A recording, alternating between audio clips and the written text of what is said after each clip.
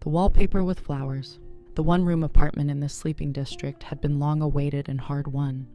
A great deal of water had flowed under the bridge since Alina moved from her provincial hometown to this city of millions. She transitioned from a student dormitory to a company dorm and gotten stuck there, it seemed forever.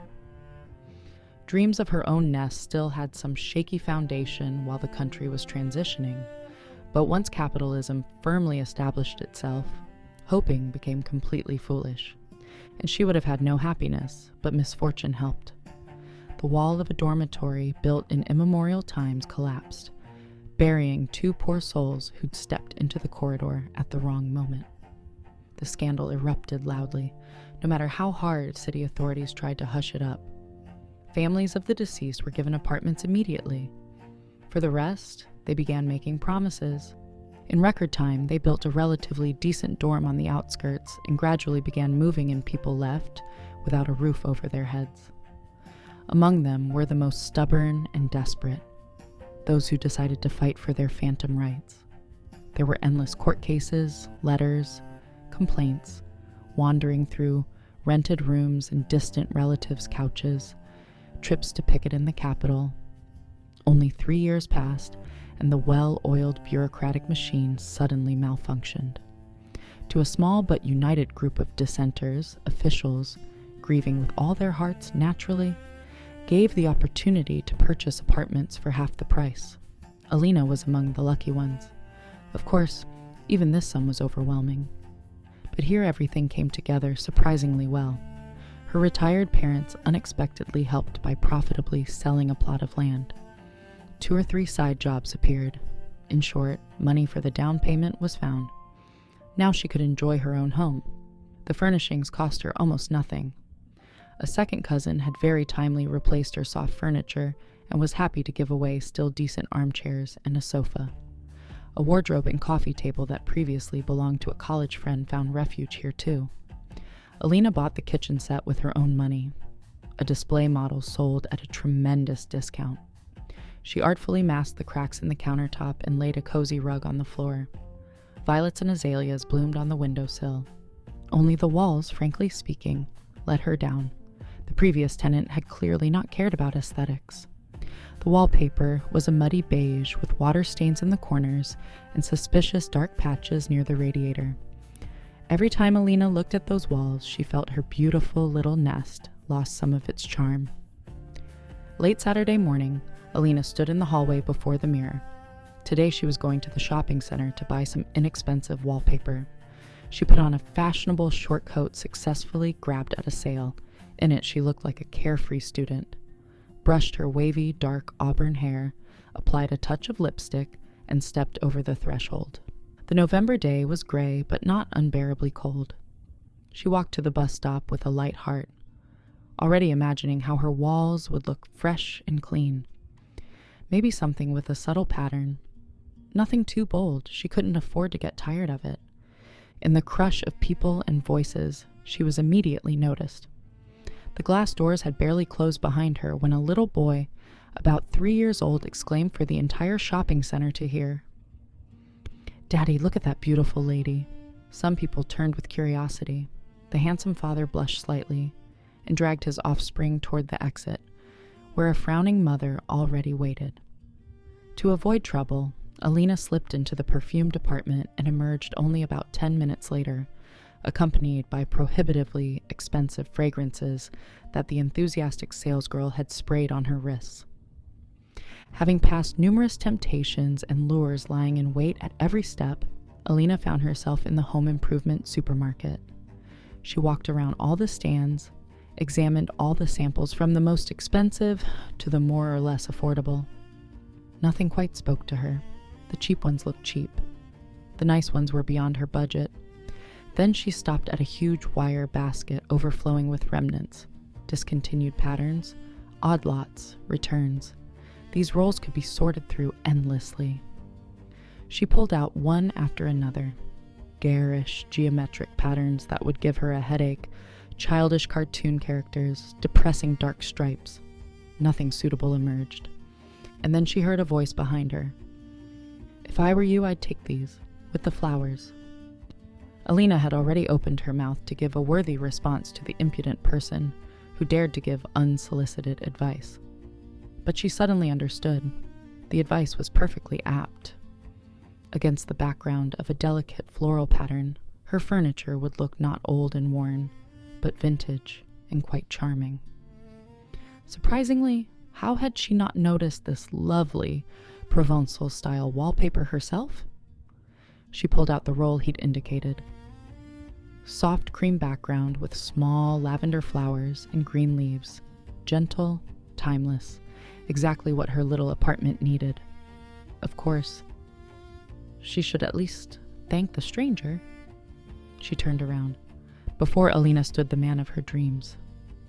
Well, perhaps that was an exaggeration born of too many lonely evenings, but he was certainly attractive, tall, with an intelligent face, dark hair graying at the temples in that distinguished way, warm brown eyes behind stylish glasses, a slight smile playing at his lips.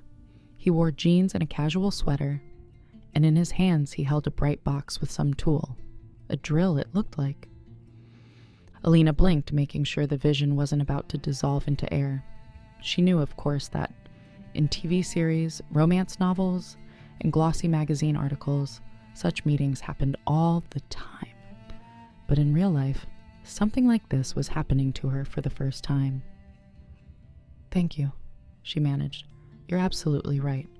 I don't know how I missed them." "Sometimes you need fresh eyes," he said. His voice matched him, warm, calm, with a hint of humor. "I'm Vadim, by the way." Alina. Somehow it just happened that Vadim helped her find 4 more floral rolls, exactly what she needed for her room, and carried them to the register. They discovered they were both standing in the same checkout line. Then they walked together through the noisy mall and talked about something. She couldn't even remember what exactly, only that it felt natural and easy. Then they wandered into a quite unpretentious cafe and sat at a plastic table by the window. Never before had Alina tasted such delicious ice cream. Or maybe she had, only in childhood. Vadim ordered coffee and apple strudel. They shared the strudel, and somehow that simple act felt intimate, significant. They understood each other from half a word. They liked the same films and books, the same jazz melodies. He'd read the obscure Scandinavian detective novels she loved. She'd seen the French film he mentioned that nobody else she knew had even heard of. "It's strange," she said at one point, surprising herself with her honesty. "I don't usually... I'm not the type to just talk to strangers." "Neither am I," he admitted. "But you don't feel like a stranger." Alina couldn't even answer how much time had flown by since she first saw that magical floral pattern before her. The afternoon had somehow become early evening. The mall was getting more crowded with weekend shoppers. Naturally, the conversation turned to exchanging phone numbers. Alina habitually replied, "I better call you myself." It was an old defense mechanism.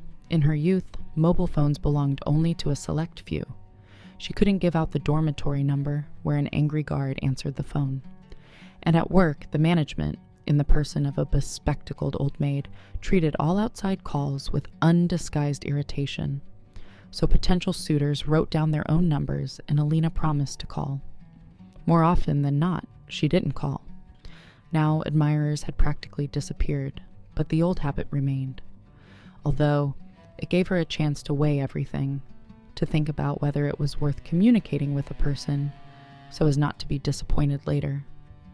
And there had been so many disappointments. Vadim didn't insist. He wrote his number on a napkin.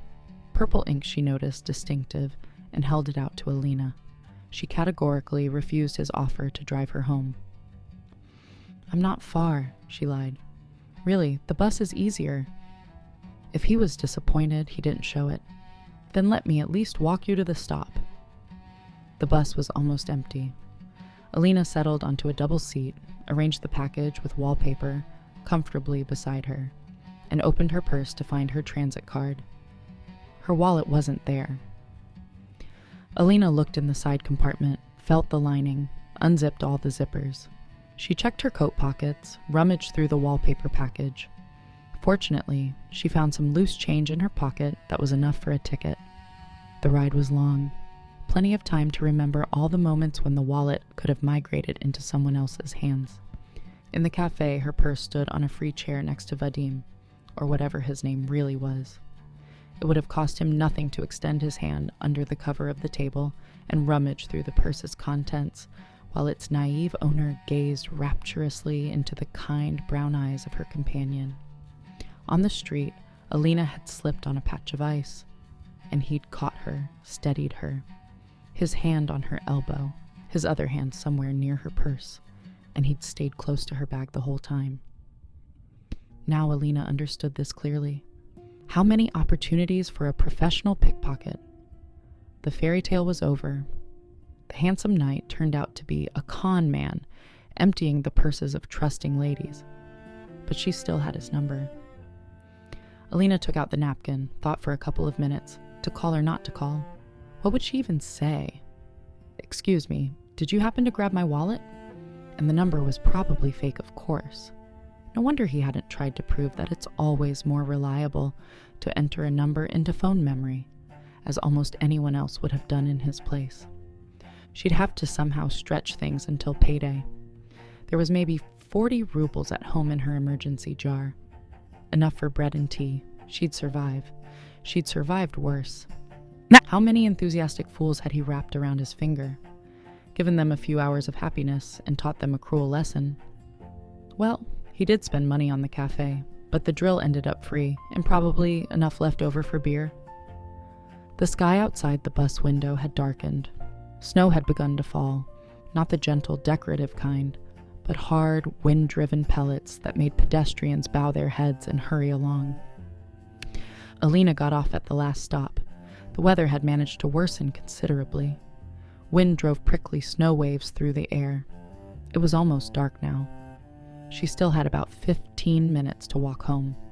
She took out the napkin again. Why, she didn't know. Maybe for one last look before throwing it away.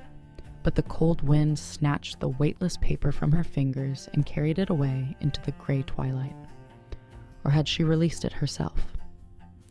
There were almost no pedestrians left on the street, so there was no need to hide her tears. And who would care about a thin woman in a fashionable coat crying like a little girl? At home, she threw her purse and package on the hall floor, undressed, put the kettle on. Then she still brought the heavy package into the room to hold the wallpaper up to the wall and see how it would look. Although it was unlikely she'd ever be able to forget this rotten story and calmly look at these ill-fated flowers. She untied the twine, pulled out one roll, and then her wallet fell with a plop at her feet. For a moment, Alina just stared at it. Then she picked it up with shaking hands and opened it. Everything was there.